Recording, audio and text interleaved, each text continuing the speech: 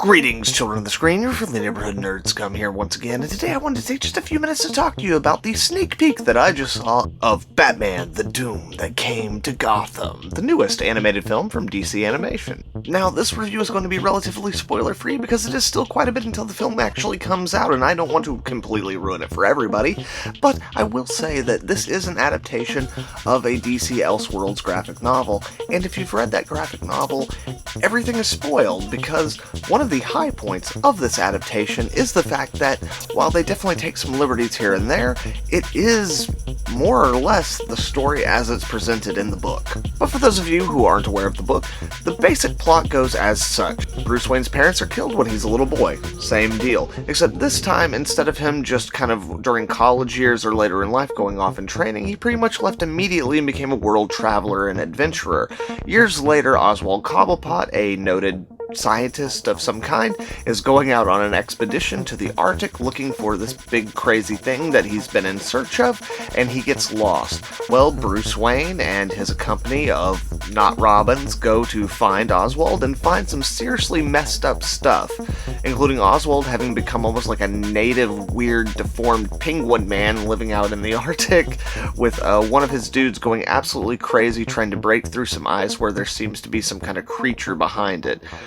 Bruce caves the stuff in, and because of everything that's going on and a crazy Cthulhu-esque vision that he gets through the ice, he determines it is finally time to go back to Gotham. Once back in Gotham, we see a whole host of deviations of typical Batman characters, as well as some other DC extended characters, such as Oliver Queen and the Demon Etrigan. But don't get too excited, because most of these characters are basically just cannon fodder, or more specifically kill fodder, in Batman's ever-descending madness into this Lovecraftian nightmare in which he finds himself a part of. The key part of, because, go figure, Batman's the only one that can stop the ancient evil that's coming. So that's as far as I'm going to go into the actual plot of the movie. As I said, it is very similar to the book, so if you have read the book, then you already know what's going to happen in the movie with some slight flares and deviations. And if you're really wanting to watch the movie but you have not read the book, I highly recommend that while you read the book, you first watch the movie,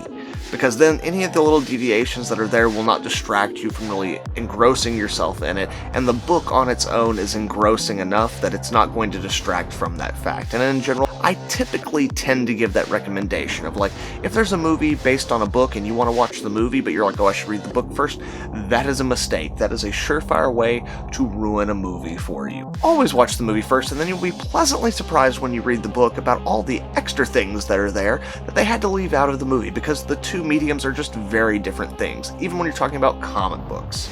So, what did I think about the film? Well, considering I just recommended both the book and the movie itself, why don't we both just meet in the middle here and say that the movie's pretty fucking dope. Now, this is a book that I very, very much like, and I'm very happy to see a more or less faithful adaptation of it.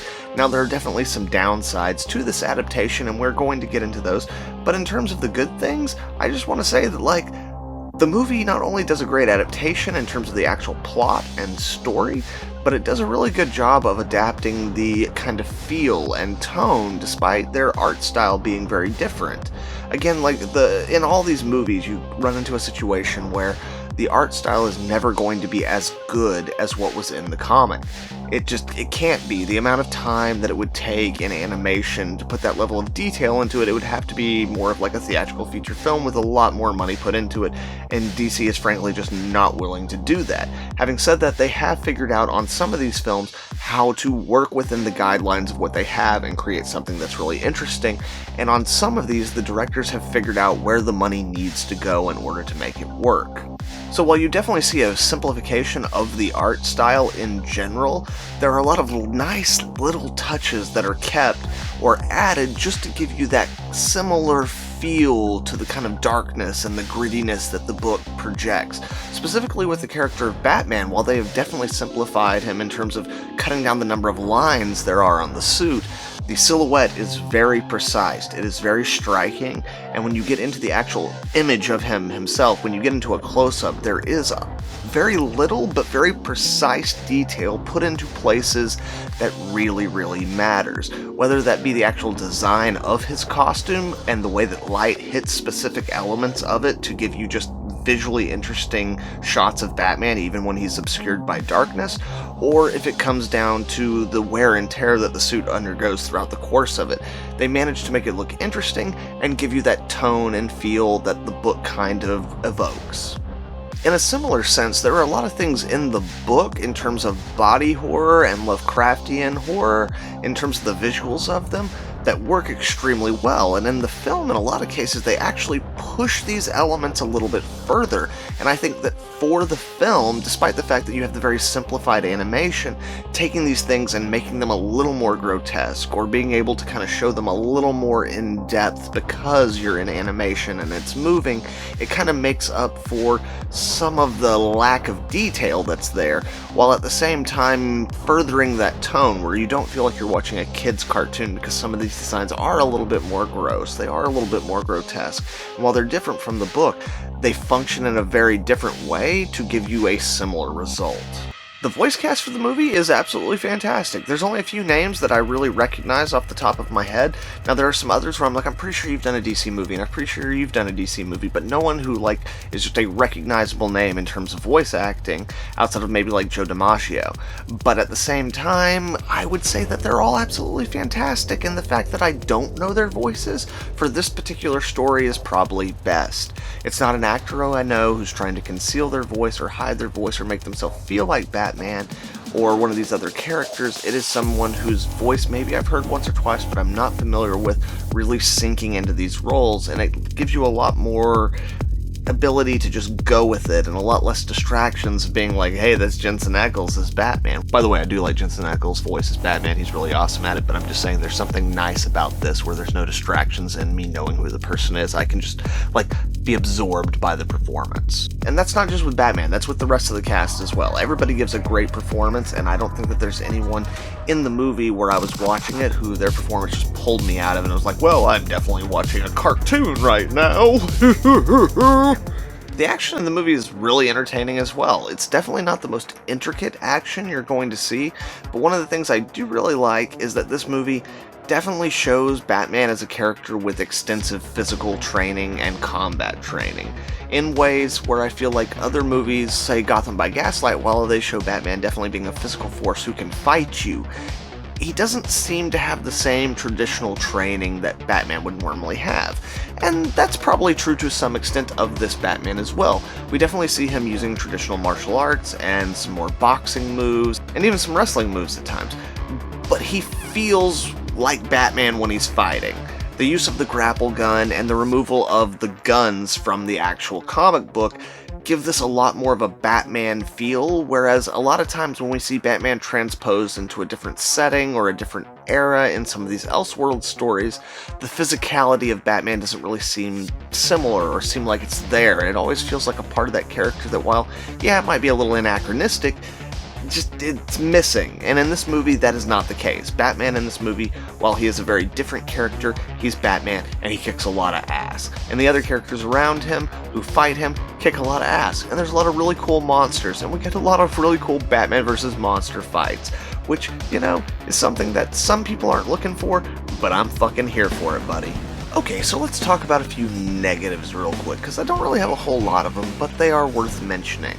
So, first up, while I do actually like most of the animation, and I really like some of the designs, one thing I will say is similar to, again, like Gotham by Gaslight, when the characters are not in a costume of some kind, when it's not Batman in his costume, or Green Arrow in his costume for this movie, or one of the crazy creatures, a lot of the human character designs are just a little bit too far this way on the cartoony side. And it doesn't always hurt, it depends on the angle that they're doing of the character, but that is the other thing, is that while they put a lot of effort into the designs for special moments, and while the fights look pretty good, this is the same level of animation, not necessarily of the newer DC animated movies that we've been seeing, but a little bit closer to the older ones. So there are definitely some moments where the animation is not fantastic. But again, I will say that this movie had the foresight to really put the money where it needed to be in terms of animation, so the things that aren't as great are things that hopefully you're not going to notice as much, because there are scenes or elements that normally wouldn't be as visually dynamic anyway. So in that regard, it's not horrible. But yeah, the animation is not top-tier amazing animation. Like I said, it's one of these straight-to-DVD or now straight-to-streaming, as it were, animated movies. And it's got about the same amount of budget behind it and, capability behind it. With the difference being that they were more careful about how they used it. And the biggest complaint I have about this movie, the biggest problem with this movie, the biggest hurdle in people enjoying this movie, in my opinion, is the pacing. This movie is batshit crazy, especially if you're someone who's never read the book. And this movie throws so much at you so fast. Like, we got through the first 20 minutes of the film, and I thought the movie was halfway over, but no, there's still another fucking hour of the movie to go. And I mean, I guess bang for your buck, there's something to be said for that. But man, dude, like, the amount of story and plot and characters and events that this movie throws at you in the first 20 minutes is like normally what you get out of a full one of these 70-minute movies. So it's like there's a whole lot thrown at you, there's very little time to process it in between, and worse of all, there's very little time for you to connect emotionally to what's happening. Now, once you get into like the second half of the movie or past the first 30 minutes, the pacing kind of settles down and we have a much better idea of where we're going, and the world kind of takes a time to breathe and let you into the story a little bit more. But before that, it's just like, here's a thing, here's a thing, here's a thing, here's a thing, here's a thing, here's a thing. Did you catch all of that? Batman's a badass. And you're just sitting there watching it's like watching Batman Ninja. That's the best way I can describe it for people who've watched a lot of these animated movies. The first 30 minutes of this is like watching Batman Ninja. And then afterwards, while it stays crazy, it at least gives you enough time to get grounded in the story and go along with it. Just, if you're gonna watch the movie, make sure and give it that first 30 minutes in stride, alright? And then just kind of go along for the ride. Right on, children of the screen. So yeah, I really enjoyed this movie. It was really fucking dope, despite the little bit of problems in the first little bit of the film. I really enjoyed it. I think it was a great adaptation, and I think it is a great addition to these animated films that they've been putting out over the last couple of years. I find that when they do something like this and go way outside of the box, I tend to enjoy it a lot more. Things like Gotham by Gaslight or Batman Ninja, or even going all the way back to like Gotham Knights, where they just do something different. It's like we see regular Batman so much. It's kind of nice to see these crazy offshoots, and especially for someone like me who loves horror, and specifically loves Lovecraftian horror. The Doom That Came to Gotham is just an absolutely fantastic story in book form, and this film does a really decent job of translating it. Sure, would I love to see, another $1 million put into this frickin' thing and it done more like a big theatrical release, so you could really get that style from the comic book and really, get down in that gritty, misty, kind of crazy, insane, Lovecraftian Batman world. Yeah, absolutely, I'd love that. But that's not going to happen. There's not enough money in that. There's not a big enough audience for that. So, instead, this film is made for people like me. So, if you're a sick and twisted fuck like me who loves Batman and loves yourself some H.P. Lovecraft and doesn't mind when Batman kind of goes a little bit into the mysticism realm, then definitely check this film out and I think you'll enjoy it.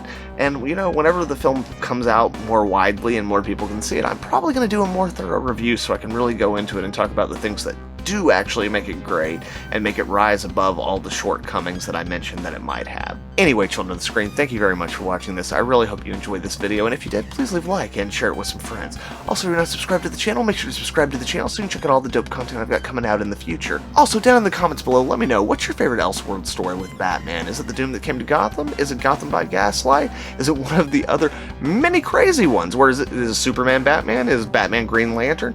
Let me know right down there. Plenty to pick from. Once again, thank you, children of the screen. I really hope y'all have a good one. Nerds come.